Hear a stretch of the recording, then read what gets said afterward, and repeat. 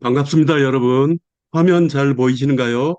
네, 잘 보입니다. 네, 네, 잘 예, 보입니다.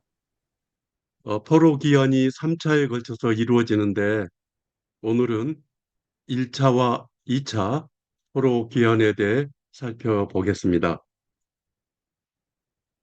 전반부는 1차 포로 기한을 중심으로 살펴봅니다. 에스라서의 1장부터 6장까지 내용입니다. 그 내용을 요약해 보면 보시는 것처럼 8가지의 기사로 나누어 소개하겠습니다. 먼저 바사 제국의 제국과 포로 기한에 대해서 연표를 통해 살펴보겠습니다. 고레스 왕이 주전 539년에 바벨론을 멸망시키고 이드메인 538년에 칙령을 내려 537년에 이스라엘 포로들이 수룹바벨 인도하에 1차로 유다로 귀환을 합니다. 귀환자들이 536년에 성전 건축을 시작하였으나 주변 대적들의 방해로 2년 후에 공사를 중단하게 됩니다. 그리고 캄비세스 왕에 이은 다리오 왕 때 성전 재건이 허락이 되어 520년에 성전 공사가 재개되어서 4년 후인 516년에 완공이 됩니다. 그리고 아닥사스다 왕 때 에스라를 중심으로 458년에 2차 귀환이 이루어져 신앙 개혁을 일으키고 445년에는 느헤미야를 중심으로 3차 귀환이 이루어져 예루살렘 성벽을 재건하고 에스라와 함께 신앙 개혁을 일으킵니다. 에스라서의 전반부 1장에서 6장까지는 성전 건축에 관한 내용으로 후반부 7장에서 10장까지는 에스라의 신앙 개혁에 관한 내용으로 나뉘어 기록되었습니다. 느헤미야서는 3차로 귀환하여 예루살렘 성벽을 쌓고 무너진 신앙 공동체를 바로 세우는 과정을 담은 역동적인 기록입니다. 느헤미야서는 에스라와 에스라서와 짝을 이루어 성전 건립 후 성벽이라는 외형적 보호막과 율법이라는 내면적 질서를 완성하는 이야기를 다룹니다. 에스더서는 성경에는 느헤미야서 다음에 배치되어 있지만 시간적으로는 그보다 먼저인 아하수에로 왕 때의 이야기를 담고 있습니다. 학개와 스가랴 선지자는 중단된 성전 건축을 위해 활동했고 말라기 선지자는 에스라, 느헤미야 시대에 활동하였습니다. 이것이 골격이 되겠습니다. 에스라서의 구조를 살펴보겠습니다. 저자는 학사 겸 제사장으로서 제2차 포로 귀환과 신앙 개혁을 주도한 에스라이고 시대는 바사왕 고레스로부터 아수에로 왕 통치기까지이고 장소는 팔레스타인과 페르시아이고 수신자는 선민의 자손으로서 새롭게 신정국가를 재건해야 할 포로기 후대 이스라엘 자손들이고 본문은 1장부터 6장까지 7장부터 10장까지 크게 두 개의 파트로 나뉘는데 1장부터 6장까지 요점은 스룹바벨의 1차 포로 기환과 성전 재건에 관한 내용이고 7장부터 10장까지 요점은 에스라의 2차 포로 귀환과 신앙 개혁에 관한 내용입니다. 기간은 스룹바벨의 1차 포로 귀환과 성전 재건에 약 80년, 에스라의 2차 귀환과 신앙 개혁에 약 14년 걸렸습니다. 에스라서의 주제는 포로 귀환 시대의 성전 재건과 에스라의 신앙 개혁을 중심으로 한 이스라엘의 회복과 선민 역사의 영속성에 있습니다. 기록 연대는 느헤미야가 유다 총독으로 부임한 주전 445년경으로 추정이 됩니다.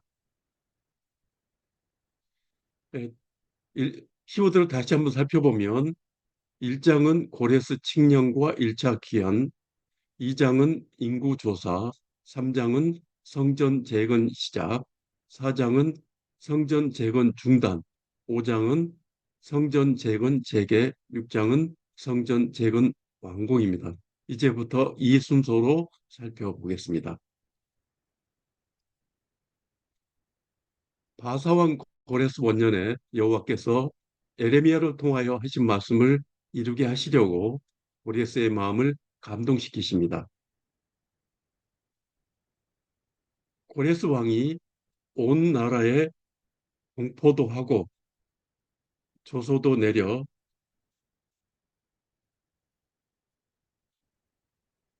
하늘의 하나님 여호와께서 세상 모든 나라를 내게 주셨고 나에게 명령하사 유다 예루살렘의 성전을 건축하라 하셨나니 너희 중에 그의 백성된 자는 예루살렘으로 올라가서 이스라엘의 하나님 여호와 성전을 건축하라고 명령하고 귀환하지 않고 남아있는 백성은 하나님 성전을 위하여 예물을 기쁘게 드리라 합니다.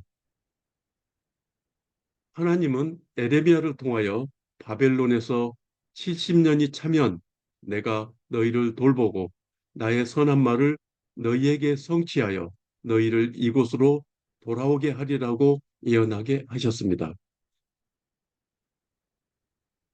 고레스 칙령의 증거물인 키루스 실린더입니다. 이 원통은 길이가 22.5cm, 지름이 10cm의 작은 원통인데 쐐기 문자 또는 설령 문자로 45행의 문장이 기록되어 있고 고레스 왕이 포로들을 그들의 고국으로 돌려보낸 내용이 들어 있습니다. 이 키루스 실린더는 발굴을 지원하였던 대형 박물관에 소장되어 있습니다.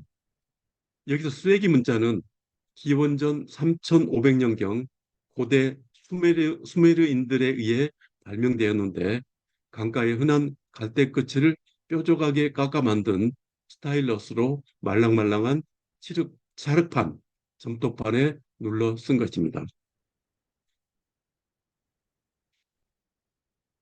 1차 귀환입니다. 고레스 왕은 여호와의 성전 그릇을 꺼내어 유다 총독으로 임명한 여호야긴의 손자인 세스바살에게 넘겨줍니다. 세스바살은 귀환민을 바벨론에서 예루살렘으로 데리고 갈 때 그 그릇을 다 가지고 갑니다.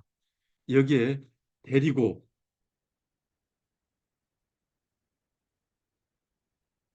어, 데리고라는 단어는 히브리 말로 알라인데 수동형 동사의 포로들을 하나님이 인도하였다는 의미입니다.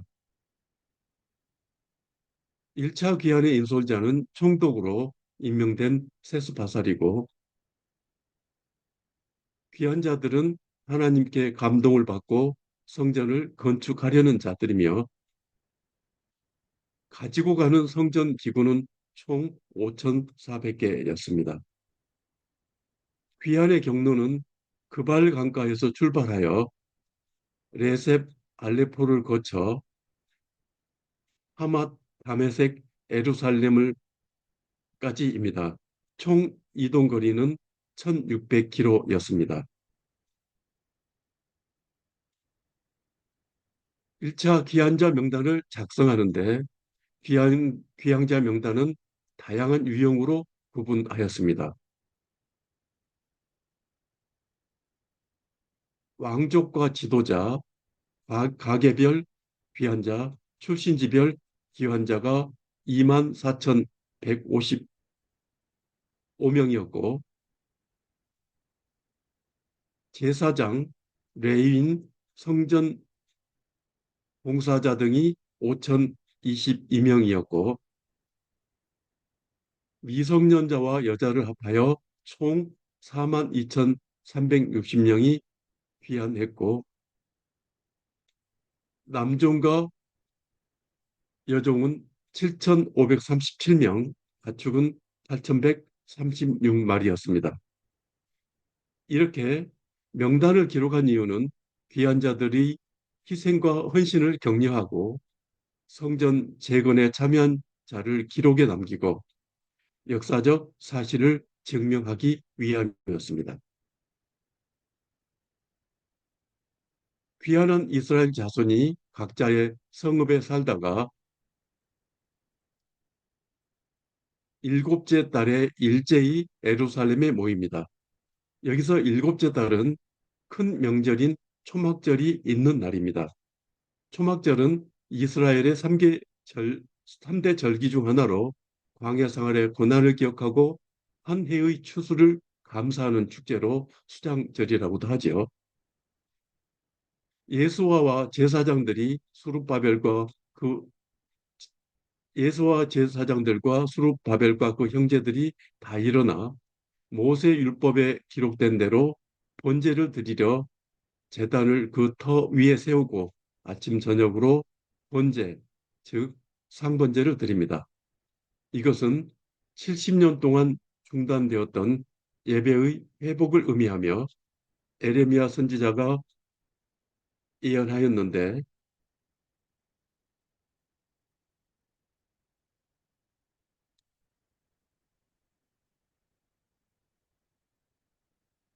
황폐하여 사람도 없고 주민도 없고 짐승도 없던 유다 성읍들과 예루살렘 거리에서 즐거워하는 소리, 여호와의 성전에 감사제를 드리는 자들의 소리가 다시 들리리니 이는 내가 이 땅에 포로를 돌려보내어 짓는 날처럼 되게 할 것임이라 하는 여호와의 말씀이었습니다. 이제 성전을 짓기 시작합니다.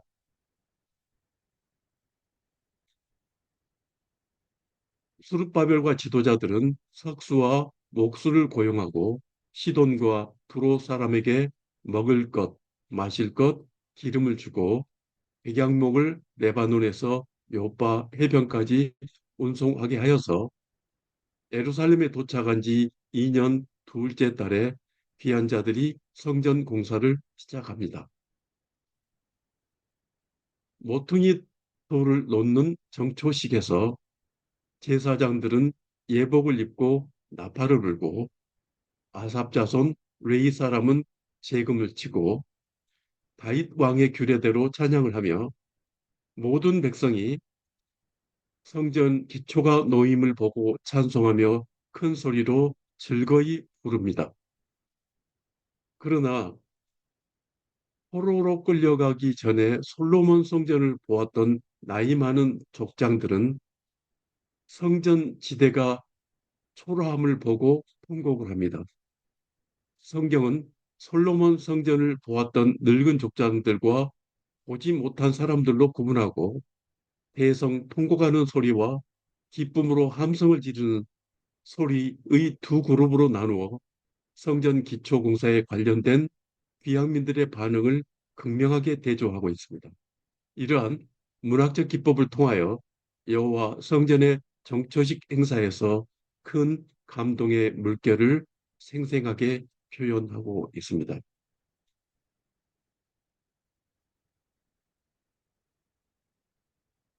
대적들의 성전 건축 방해입니다.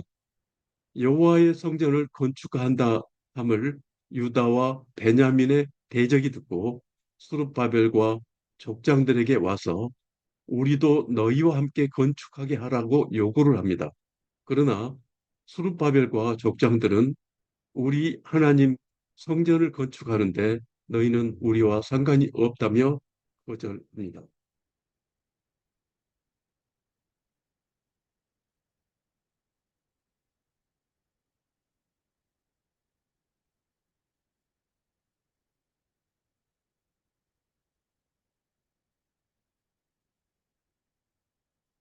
그러자 그 땅 백성이 유다 백성의 손을 약하게 하여 그 건축을 방해하는데 고레스 시대로부터 다리오 왕이 즉위할 때까지 관리들에게 뇌물을 주고 그 계획을 막았고 또 아수에로가 즉위할 때 그를 올려 고발하였습니다.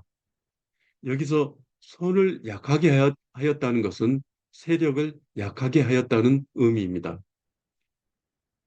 성전 건축을 방해한 그 땅 백성은 사마리아 산발랏을 비롯하여 암몬의 도비야, 이두메의 에도민, 아스돗의 블레셋, 그리고 아라비아의 게셈이었습니다. 아수에로에게 글을 올릴 때는 성전은 완공된 후였고 느헤미야가 오기 전 성벽과 성읍을 보수하려던 때로 고발과 방해들이 누적되어 결국은 아닥사스다 왕 때 공사 중단 명령이 내려졌고 이 소식을 들은 느헤미야가 수상궁에서 울며 기도하다가 직접 3차 기한으로 내려오게 되는 계기가 됩니다. 사마리아 사람들은 성전 재건에서 제시킨 첫 번째 이유는 그들이 혼합주의적 신앙 때문이었습니다. 사마리아 사람들은 우상을 섬기는 이방 이주자들로 형성된 민족이 되었고 이들은 혈통으로 혼혈이었을 뿐만 아니라 신앙적으로도 이방 우상과 여호와를 함께 섬기는 혼합, 혼합적 신앙을 가지고 있었습니다.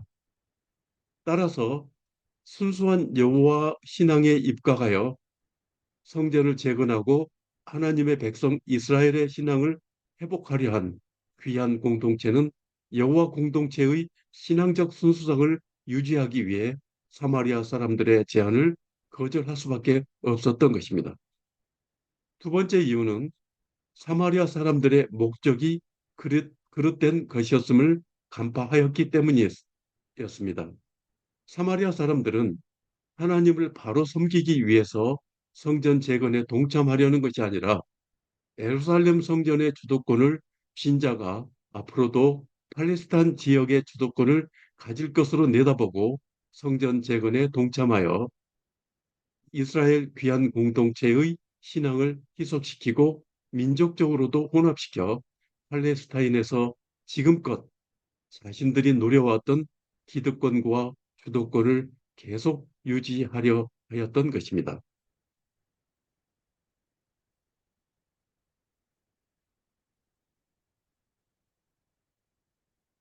성전 공사의 중단 과정을 살펴보면 주전 536년 귀환민들이 이 성전 정초식을 거행하고 공사를 시작하였으나 자신들의 세력 역할을 염려한 인접 적대 세력의 방해 공작을 받게 되었는데 그 중심에 총독 산발랏과 이에 동조하는 암몬 사람 도비야, 아라비아 사람 게셈과 아스돗, 이두메인들이 있었습니다.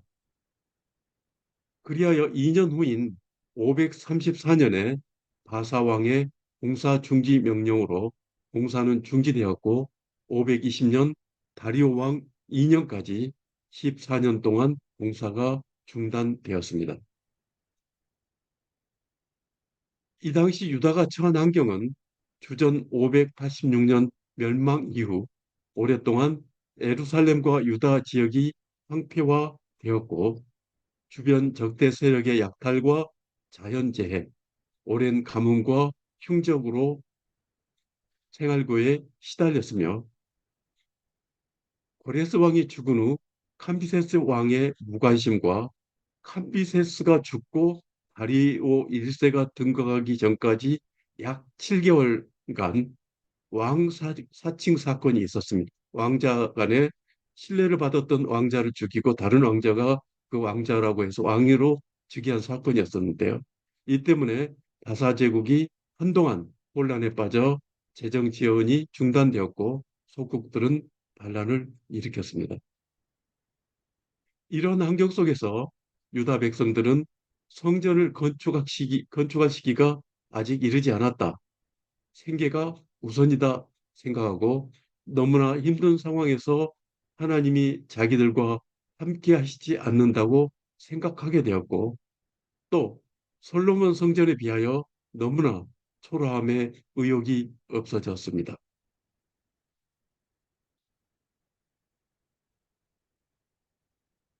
이렇게 성전 공사가 중단되자 선지자 학개와 스가랴가 등장하여 성전 공사 재개를 독려합니다. 학개 선지자는 서로 귀한 후 가장 먼저 활동한 노 선지자로 16년 동안 중단되었던 성전 재건을 독려하였습니다. 그는 성전 재건을 통해 하나님의 선민들이 다시금 하나님 중심 사상으로 돌아오도록 격려하였는데 주전 520년 다리오 왕 2년 여섯째 달 1일부터 아홉째 달 24일까지 4개월 동안 네 가지 예언을 선포하였습니다. 학계 선지자의 첫 번째 예언은 성전 재건 중단으로 인한 피폐를 지적하고 공사를 재개하도록 독려한 것이고 두 번째 예언은 솔로몬 성전과 비교하면서 눈물을 흘리는 자들에 대하여 이 성전의 낮은 영광이 이전 영광보다 크리라고 위로하는 것이었습니다. 세 번째는 제사장들에게 거룩하지 못한 자가 성전을 지을 수 있느냐고 반문하면서 모두가 부정하니 생각해보라며 새 삶을 살 것을 촉구하고 성전 공사 재개로 하나님 축복의 약속을 선포합니다. 네 번째 예언은 같은 날 지도자 스룹바벨에게 열국을 심판하고 종말론적 축복을 약속하면서 하나님께서 스룹바벨을 세워 여호와의 인장으로 삼아 다시 다윗 왕가의 옛 자리에 두신다고 예언합니다. 여기서 스룹바벨을 인장으로 삼으신다는 것은 그를 하나님이 보증하시는 대리자이자 다윗 왕조 회복의 상징으로 세우시겠다는 뜻입니다. 과거 에레미야 22장 24절에서 하나님은 수룹바벨의 할아버지 여호야긴 왕을 향해 내가 나의 손에 인장 반지라 할지라도 내가 빼어 던지리라며 심판을 선언하셨던 것과 대비가 됩니다. 학계 선지자는 성전 건축은 하나님의 뜻이고 지금도 함께하고 계시며 성전 건축의 때가 오히려 늦었다고 질책하면서 그래서 흉년이 들고 재앙이 계속된다고 주장합니다.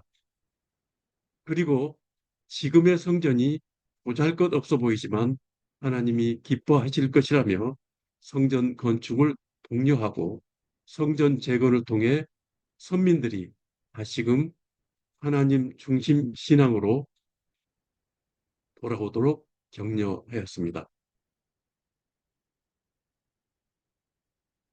이어서 선지자 스가랴의 동료를 보겠습니다. 스가랴 선지자는 학계보다 두 달 늦게 활동한 젊은 선지자로 성전 재건이라는 주제로 다양한 환상과 예언, 상징적 수사법을 동원하여 묘사하였습니다.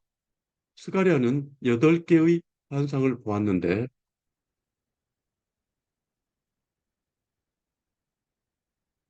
첫 번째는 붉은 말을 타고 화석류 나무 사이에 선 여호와의 사자와 그 뒤에 있는 붉은 말, 자줏빛 말, 백말을 보았는데 이것은 하나님께서 선민을 핍박한 열방을 심판하고 예루살렘 성과 성전을 회복시켜 주신다는 뜻입니다. 여기서 화석류 나무는 뒤에서 다시 한번 소개를 하도록 하겠습니다. 두 번째는 네 뿔과 네 명의 대장장이 환상으로 이것은 하나님께서 선민을 대적하고 핍박하는 사방의 대적인 네 뿔을 심판하여 멸하실 것이라는 예언이며 세 번째는 측량줄을 잡은 소년의 환상인데 성전은 물론 예루살렘 성읍도 재건되어 번영하고 여호와께서 임재하심으로 안전을 누릴 것이라는 뜻입니다. 네 번째 환상은 대제사장 여호수아를 대표로 죄를 사하여 선민을 정결하게 하신 것 같이 장차 올 싹으로 상징된 종을 통하여 택한 백성에게 종말론적 용서와 축복을 보장한다는 것입니다. 장차 올 싹은 메시아를 예표합니다. 다섯 번째는 순금 등대와 두 감람나무 완상으로 이것은 성령의 능력으로 충만하게 된 수룹바벨과 여호수아에 의해 새 성전이 반드시 재건될 것이며 신약시대 교회가 성령 충만한 그리스도에 의해 세워질 것과 생명력을 유지하게 될 것이라는 의미입니다. 여섯 번째는 날아가는 두루마리 환상으로 성전 건축의 역사적 소명을 망각하고 계속 범죄한다면 율법에 기록된 대로 저주를 받을 것이라는 의미입니다. 일곱 번째는 에바 안에 앉은 여인 환상인데 이것은 성민이 하나님께 반역하면 조상들처럼 심판을 받고 이방 땅으로 흩어지게 될 것을 경고하는 것입니다. 여기서 에바는 고대 이스라엘에서 밀이나 보리 같은 곡물의 양을 잴 때 사용하던 부피의 단위이기도 하고 그 양을 담는 광주리 또는 측량틀을 뜻합니다. 약 22리터 정도 됩니다. 환상 속의 에바는 이스라엘이 가득 찬 죄와 특히 물질적 타락을 담아서 하나님의 거룩한 땅에서 영원히 격리시키기 위해 쓰인 심판과 정결의 그릇이라고 할 수 있습니다. 여덟 번째 환상은 두 구리산 사이에서 나온 네 병거로 선민의 원수에 대한 심판이 반드시 시행되고 선민과 성도가 최후의 승리를 거둘 것이라는 뜻입니다. 스가랴 선지자는 건축물로서 성전 재건뿐 아니라 성전이신 메시아와 그의 재림에 대한 예언으로 승화시켜서 메시아의 순환 이후 선민의 궁극적인 영광과 공락에 대한 종말론적 비전을 제시하였습니다.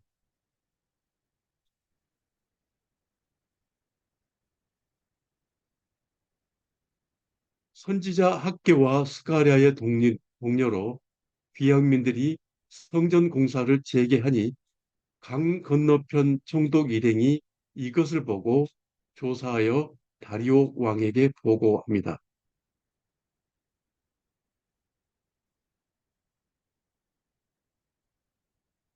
선지자 학계와 스가랴가 하나님의 이름으로 유다 사람들에게 한 예언에 따라 예수아가 일어나 성전을 건축하기 시작하자 선지자들이 함께 돕고 강 건너편 총독 다뜨네가 와서 누가 성전을 건축하고 성곽을 마치게 하였느냐고 묻습니다.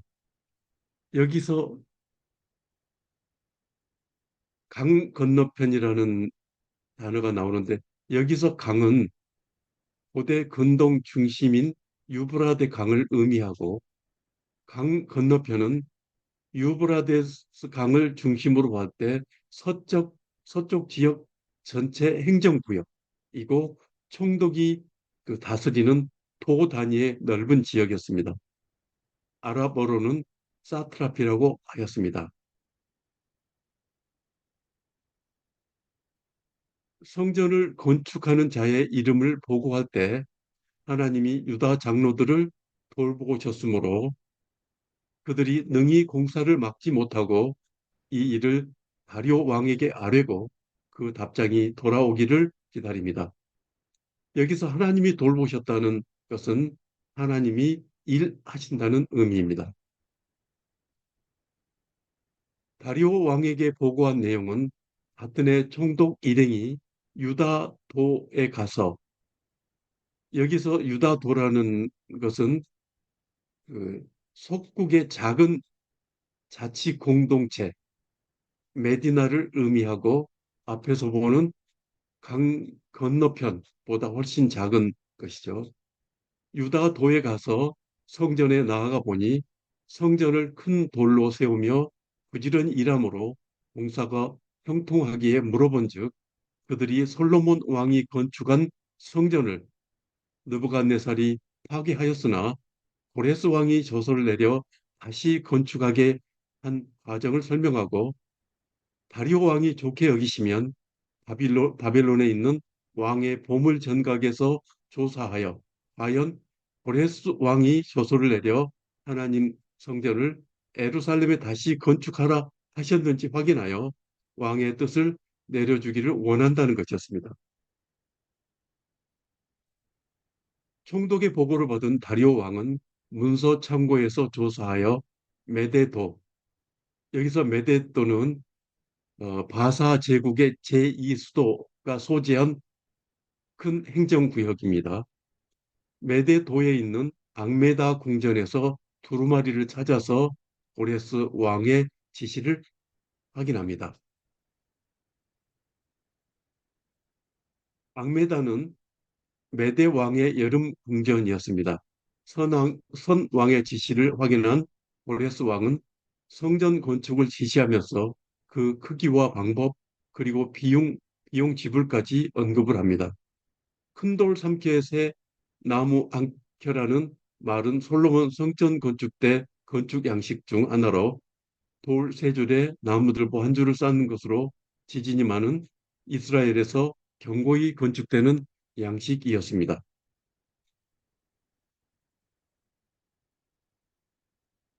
다리오 왕의 명령을 요약하면, 간섭하지 말고 제자리에 완공하게 하라. 필요한 경비를 주어 공사를 멈추지 말게 하라. 재물은 제사장이 요구하는 대로 제공하라. 이 명령을 변조하는 자는 집 들보를 빼고 목을 거기에 매달고 그 집은 거름더미가 되게 하라. 그리고 이 명령을 신속히 행하라 였습니다.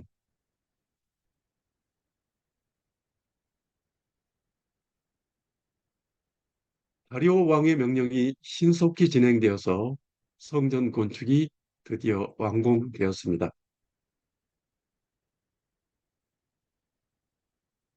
유다 사람의 장로들이 선지자 학계와 스가랴의 권면을 따랐으므로 성전 건축하는 일이 형통하여 다리오 왕 제6년 아달월 3일에 성전 일을 마칩니다.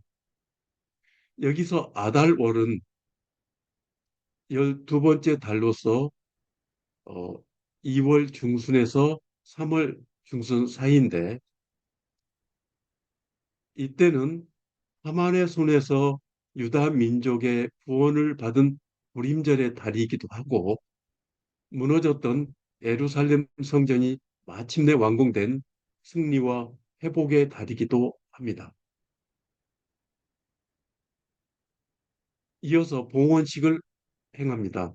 이스라엘 자손과 사로잡혔던 자의 자손이 즐거이 성전 봉헌식을 행하였는데, 모세의 율법대로 번제물로 숫소 100마리와 순양 200마리, 어린 양 400마리를 드리고, 이스라엘 지파의 수를 따라 숫 염소 12마리로 이스라엘 전체를 위하여 속죄제를 드렸습니다.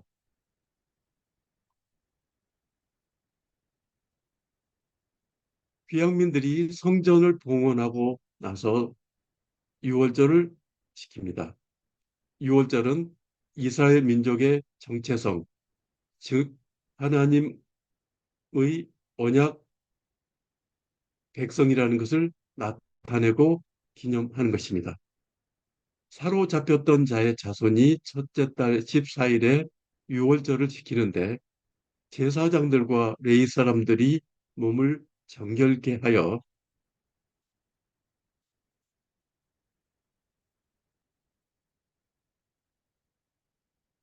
제사장들과 자기를 위하여 유월절 양을 잡아서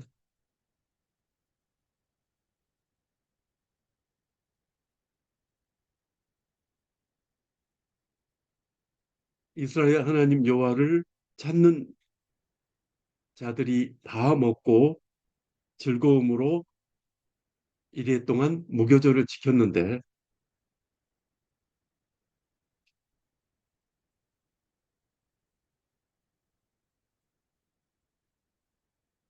이는 여호와께서 그들을 즐겁게 하시고 또 아수르 왕의 마음을 그들에게 돌려 이스라엘 하나님의 성전 건축하는 손을 힘있게 하셨기 때문입니다. 여기서 아수르 왕이라고 쓴 것은 옛날 이스라엘의 원수였던 아수르 제국도 통치하고 있는 바사 왕을 가리키는 표현인데 에스라는 이 호칭을 사용함으로써 과거에 우리를 짓밟고 파괴했던 바로 그 제국의 권력이 이제는 하나님의 섭리 안에서 오히려 적으로 완전히 뒤바뀌었다는 극적인 승리를 선포하고 있는 것입니다.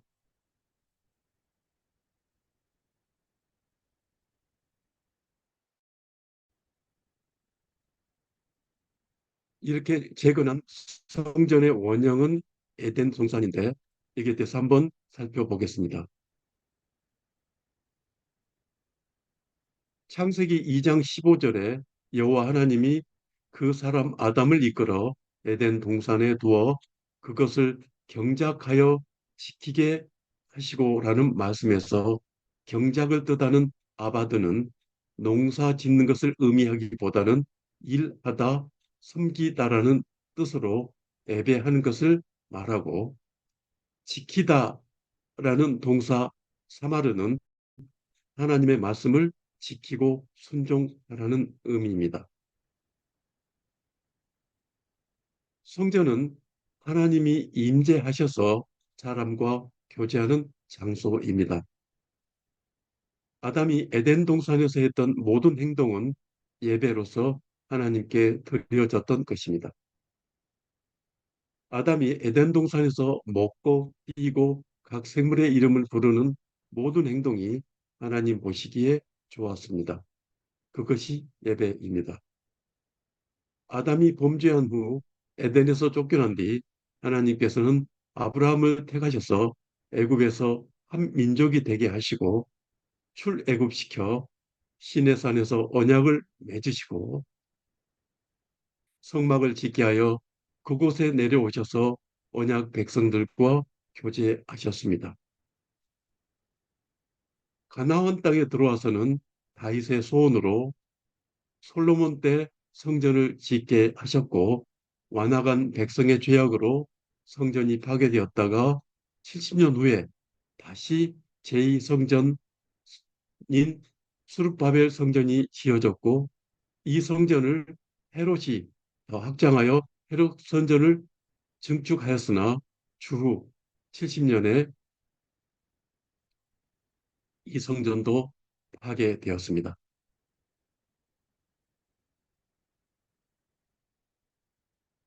그러나 에스겔을 통하여 장차 올 새로운 성전을 보여주셨습니다. 에덴 동산은 최초로 인간이 하나님께 예배했던 첫 번째 성전이었고 장차 길영자에다가 오래될 후 영원한 새로운 성전이 지어질 것입니다. 여기서부터는 2차 포로 귀환에 대해서 살펴보겠습니다. 2차 포로 귀환의 주요 내용은 14개의 기사로 나누어 살펴보겠습니다.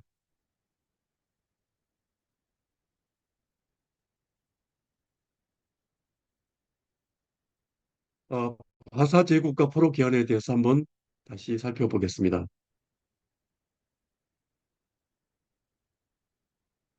2차 귀환은 1차 귀환 후 80년이 지나고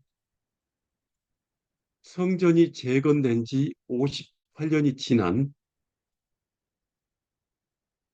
주전 458년에 에스라를 중심으로 이루어졌고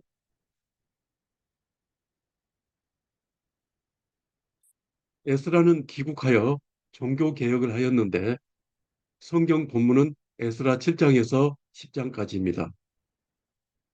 2차 기한 13년 후인 주전 445년에 느헤미야와 포로들이 3차로 귀환하여 예루살렘 성벽을 중건하고 에스라와 함께 신앙 개혁을 하였습니다.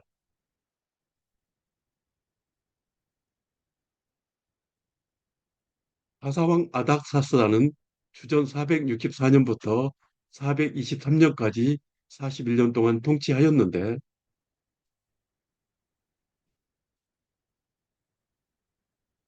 주전 460년에 애굽의 애굽이 아테네의 지원을 받다 반란을 일으킵니다.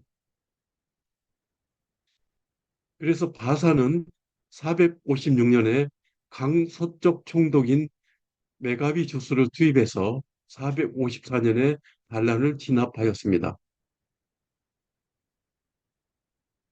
그런데 449년에 진압사령관이었던 메가비 주스가 애굽에서 반란을 일으켜 바사왕은 그의 지위를 보장해주고 해결을 합니다. 그 전년인 450년에 그리스의 아테네 동맹이 부부로 키프로스 섬을 침공하자 449년에 바사는 마지못해 칼리아스 평화 조약을 맺었는데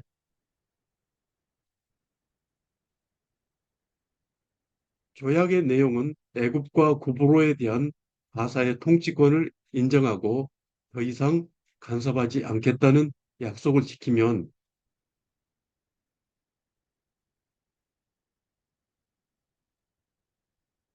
바사는 소아시아, 지금의 터키, 소아시아의 그리스계 도시들을 해방하고 바사의 함대는 에게해에 진입하지 않겠다는 조건이었습니다. 바사는 졸지에 소아시아 지역과 에게해에 대한 통제권을 잃고 말았습니다.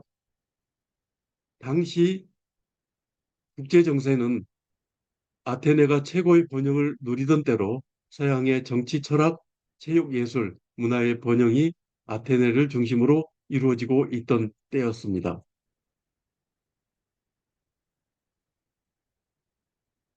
에스라 후반부 개요입니다. 저자는 제사장 가문의 에스라인데 에스라에 대해 1절부터 6절까지 길게 소개하고 있습니다. 그리고 6절에 그는 이스라엘의 하나님 여호와께서 주신 모세의 율법에 익숙한 자로서 그의 하나님 여호와의 도우심을 입음으로 왕에게 구하는 것은 다 받는 자라고 소개함으로써 에스라는 모세의 율법에 정통한 학자로 여호와께서 도와주셔서 바사 왕의 신임을 크게 받는 자로 소개하고 있습니다.